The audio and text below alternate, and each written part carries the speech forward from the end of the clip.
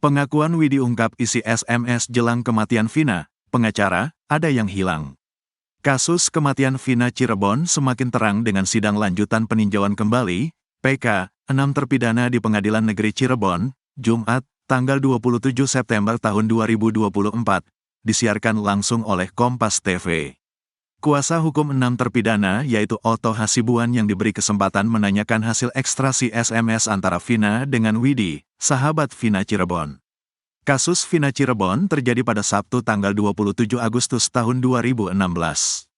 Dalam tuduhan jaksa berdasarkan para saksi saat itu Vina dan Eki dikeroyok oleh para terpidana pada pukul 21.15 waktu Indonesia Barat.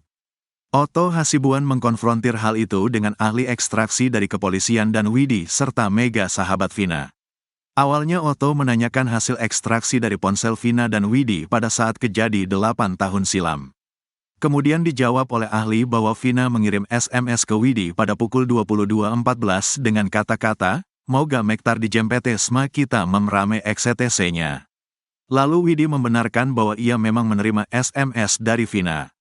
Widi lalu menjelaskan bahwa SMS Vina tersebut artinya, "Mau gak Mega, entar dijemput sama kita minum ramai-ramai sama XCT."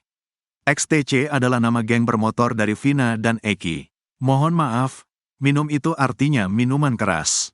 Pribadi Vina memang sering minum bareng Mega," kata Widi menjawab Otto sambil membenarnya bahwa saat itu mereka bertiga memang sering minum minuman keras bareng. Ahli kemudian mengungkap jawaban Widi dalam pesan HP Widi ke Vina yaitu, "Nggak sok kira bae, kita dimarahin gajol," pada pukul 22.17 waktu Indonesia Barat. Widi kemudian mengungkap arti dari SMS-nya ke Vina artinya adalah, "Nggak, silakan kalian saja, kita dimarahin gajol." Perempuan ini menolak ajakan Vina dan mempersilakan Vina dan Eki untuk meneruskan acara mereka.